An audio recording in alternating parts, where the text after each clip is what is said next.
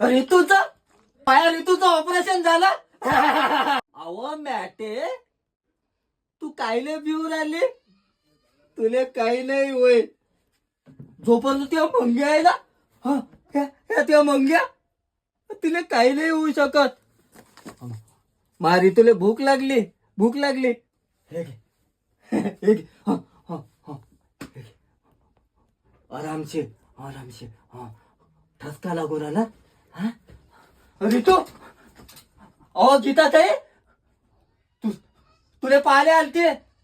म्हणे म्हणे मंगेश, ओय मंगेश तू भिवू नको म्हणे. हे तुझी बहीण तुझ्या सोबत आहे. मग म्या म्हटलं लहानपणी कधी बापाचा चेहरा नाही पाहिला. कोणी म्हणे ओ मंग्या शकुनीचा पोरगा आहे ना म्हणे. शकुनीचा बापाची ओळखच नव्हती. सगळेजण पालक मेळावा आहे, पालक सभा आहे तर आपल्या बाबाले शाळेत घेऊन ये.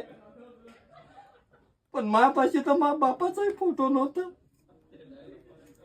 मग मावशीनं दत्तक घेतलं. मावशी सोडून चालली गेली. इकडून तिकडून मोठा भाऊ होता, शाळेला पैसे लावे, त्याचा ऍक्सिडेंट झाला. म्हटलं तथागता माझ्या परिवारात कोणीच नाही. माझी बायकोच माझे जीवन आहे. सल्ला मोबाईल नव्हता बाबाशी. मोबाईल शक्तिमान नाटक लोकांच्या घरी पाहायला जाव, टीव्ही कोणी पाहू नये दे. माझी बायको आली तेव्हापासून मोबाईल घेतला. आणि आता जर मग तुला घेऊन गेला मग माय कसं होईल, कोण पाहिन म्हणे.